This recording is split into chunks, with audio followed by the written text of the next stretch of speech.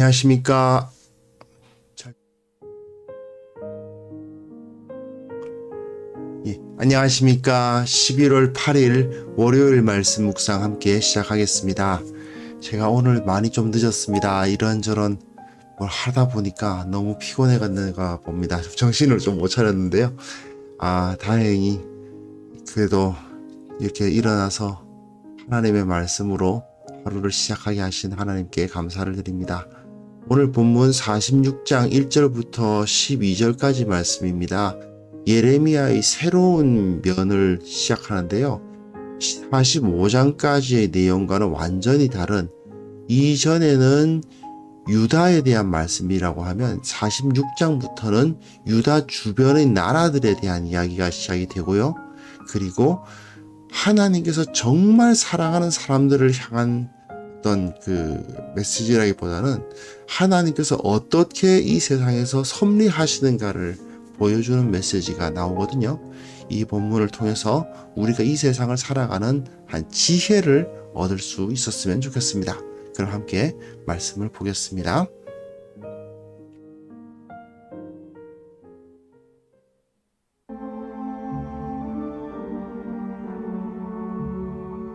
이방 나라들에 대하여 선지자 예레미야에게 임한 여호와의 말씀이라. 애굽에 관한 것이라. 곧 유다의 요시야 왕의 아들 요야김 넷째 해에 유브라데 강가 갈그미스에서 바벨론의 느부갓네살 왕에게 패한 애굽의 왕 바로 느고의 군대에 대한 말씀이라. 너희는 작은 방패와 큰 방패를 예비하고 나가서 싸우라. 너희 기병이여, 말에 안장을 쥐어 타며 투구를 쓰고 나서며 창을 갈며 갑옷을 입으라. 내가 본즉 그들이 놀라 물러가며 그들의 용사는 패하여 황급히 도망하며 뒤를 돌아보지 아니함은 어찌미냐. 두려움이 그들의 사방에 있음이로다. 발이 빠른 자도 도망하지 못하며 용사도 피하지 못하고 그들이 다 북쪽에서 유브라데 강가에 넘어지며 엎드러지는도다. 강의 물이 출렁임 같고 나일강이 푸른함 같은 자가 누구냐. 애굽은 나일강이 푸른함 같고 강물이 출렁임 같도다. 그가 이르되 내가 일어나 땅을 덮어 성읍들과 그 주민을 멸할 것이라. 말들아 달려라, 병거들아 정신없이 달려라, 용사여 나오라. 방패 잡은 굿사람과 붓사람과 활을 당기는 루딤 사람이여 나올지니라 하거니와. 그날은 주 만군의 여호와께서 그의 대적에게 원수 갚는 보복이리라. 칼이 배부르게 삼키며 그들의 피를 넘치도록 마시리니 주 만군의 여호와께서 북쪽 유브라데 강가에서 희생제물을 받으실 것이미로다. 처녀딸 애굽이여, 길앗으로 올라가서 유향을 취하라. 네가 치료를 많이 받아도 효력이 없어 낫지 못하리라. 네 수치가 나라들에 들렸고 네 부르짖음은 땅에 가득하였나니 용사가 용사에게 걸려 넘어져 둘이 함께 엎드려졌습니다.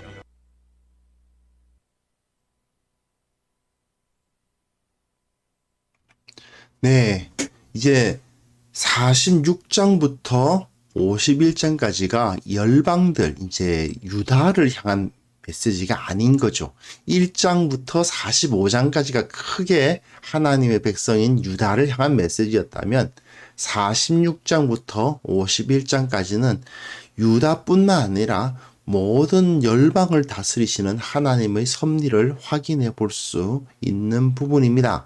그래서 그 내용을 보시면 이제 애굽, 블레셋, 모압, 암몬, 에돔, 다메섹, 게달, 엘람, 그리고 바벨론이 50장에서 51장까지 가장 양이 많고요. 그리고 애굽이 상당히 많고 모압도 상당히 많습니다. 나머지는 좀 짤막하게 지금 다루어지고 있죠. 이걸 통해서 하나님께서 그 주위에 유다의 대적이라 할 수 있는 자들이, 그런 사람들에 대해, 그런 그 나라들에 대해서 하나님께서 어떻게 섭리하시는지를 확인해 볼 수 있습니다.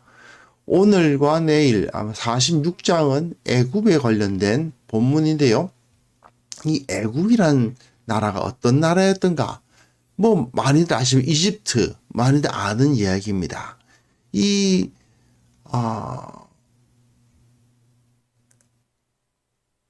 하나님께서 이 본문 내용 보시면, 자, 여기가 이제 애굽이죠. 여기가 이제 이스라엘이라고 하면 여기가 애굽인데 이 애굽이라는 나라가 이스라엘, 유다를 어떻게 대하고 있었던가 하는 것을 생각해 볼 필요가 있습니다.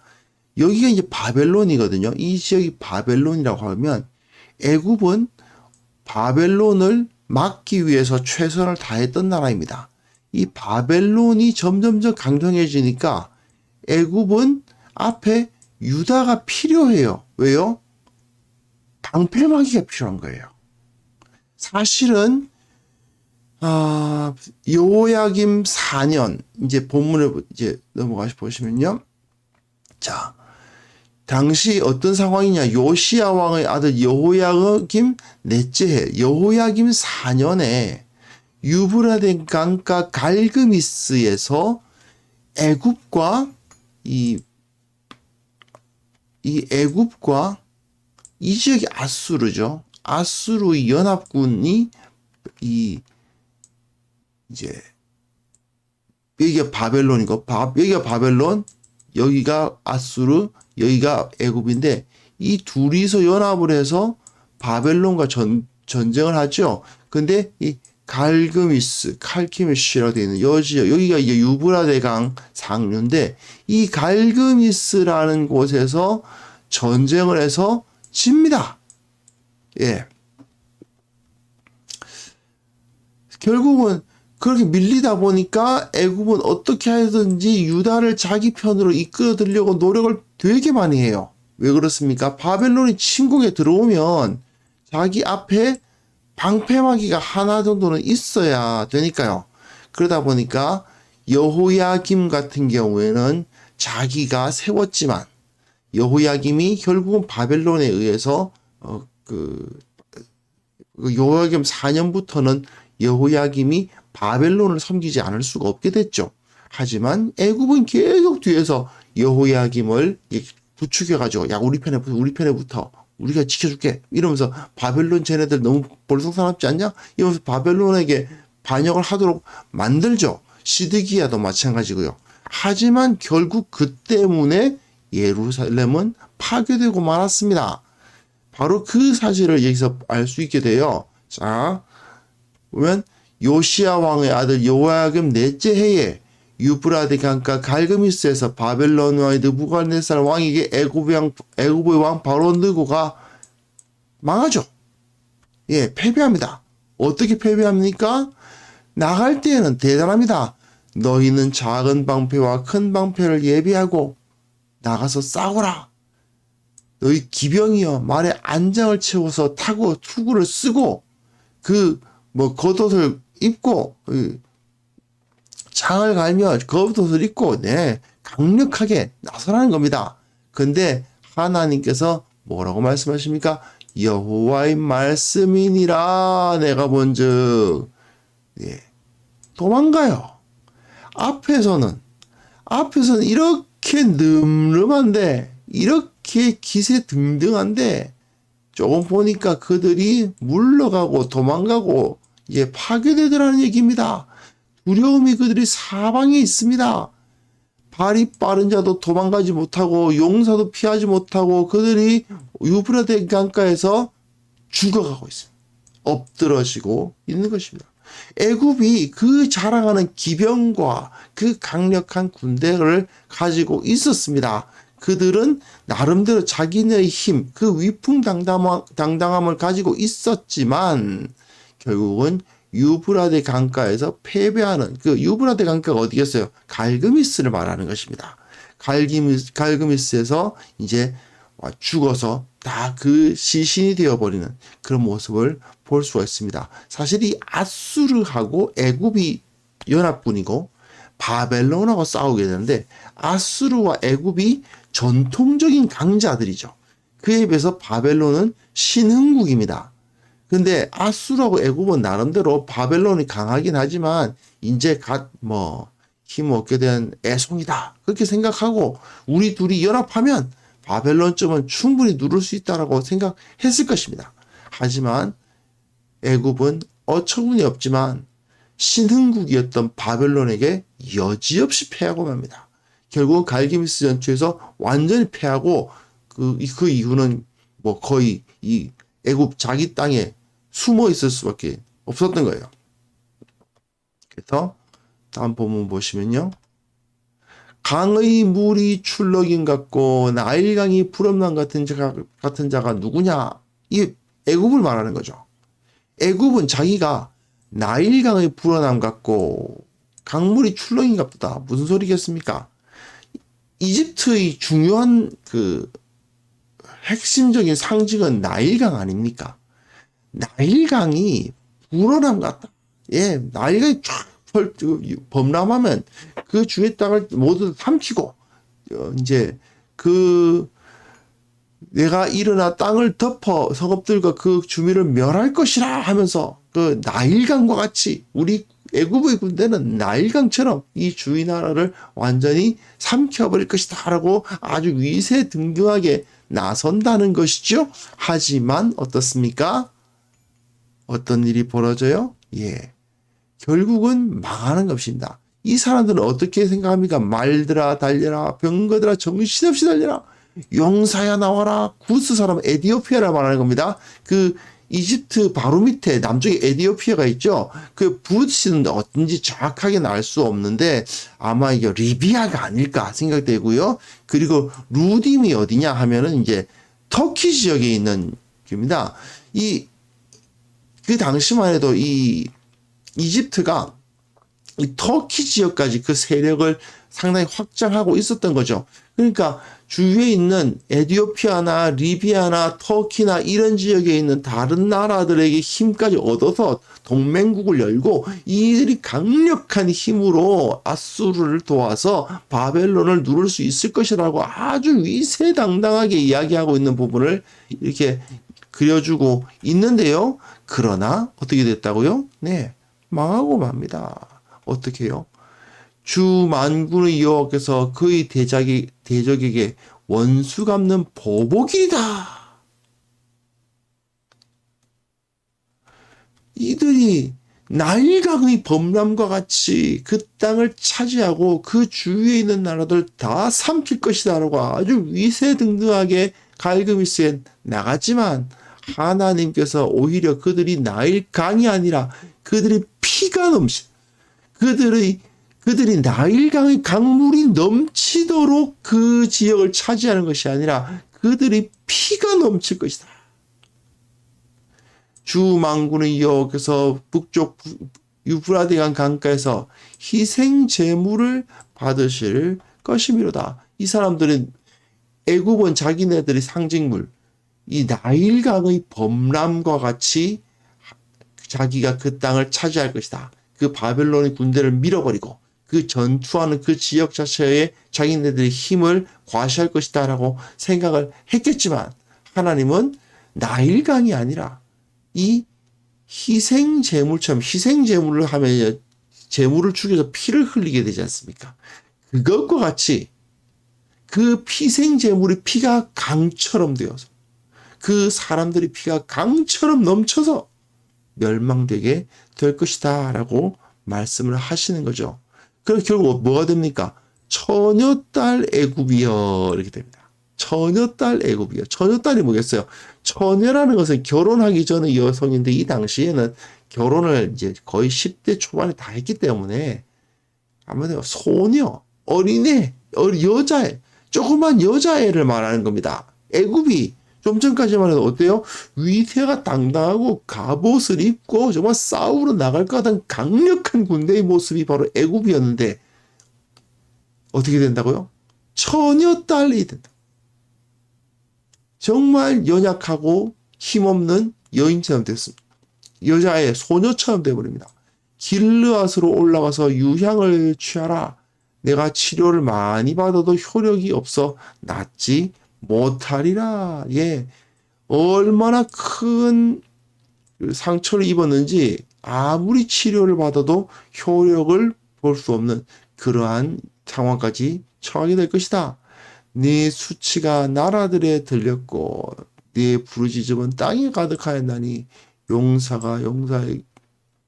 용사에게 걸려 넘어져 둘이 함께 엎드러졌다. 이런 표현을 쓰면서 결국은 갈그미스에서 이 애굽이 처절하게 파괴되는 그런 모습을 그대로 그려주고 있습니다.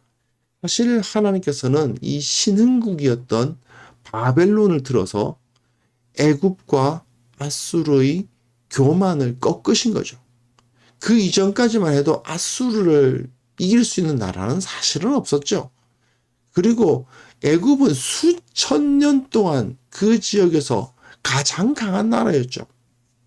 하지만 하나님께서는 이 바벨론을 사용하셔서 이 아수르와 애굽의 그 교만, 내가 이래봬도 수천 년간의 강국이야 라고 생각했던 그 애굽의 교만을 완전히 꺾어버리시고 그들을 조롱거리가 되게 만들어버리셨습니다. 특히 하나님께서 정말 사랑하셨던 유다의 왕 요시아가 애굽 왕 바로 느고에 의해서 죽지 않습니까?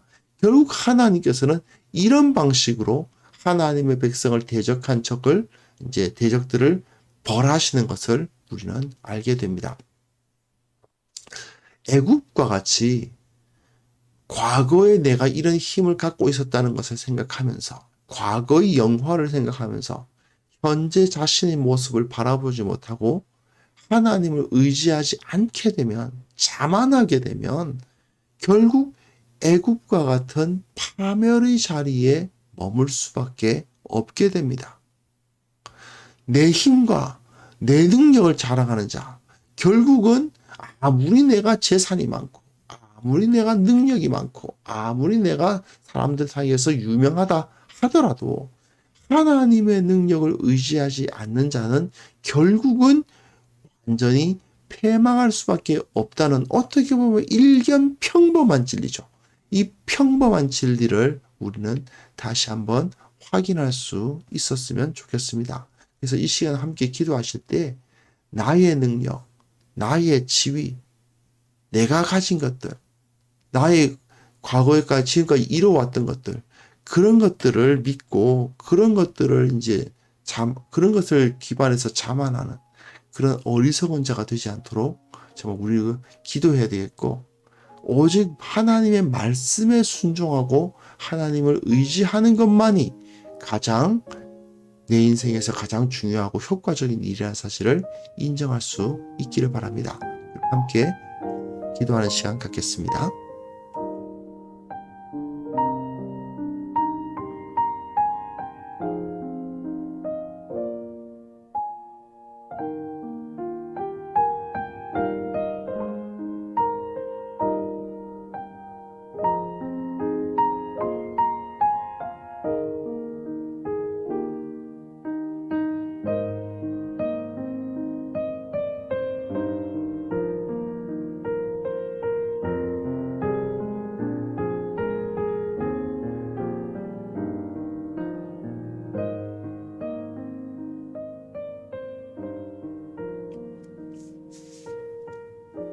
거룩하신 하나님 아버지, 인간은 연약하여서 아무것도 할 수 없는 존재임에도 불구하고 영원하지도 않고 미래를 알지도 못하며 참으로 자기 힘으로 자신의 앞을 개척해 나갈 힘이 없음에도 불구하고 자신의 힘을, 그 알량한 힘을 믿고 자만하며 살아가곤 합니다.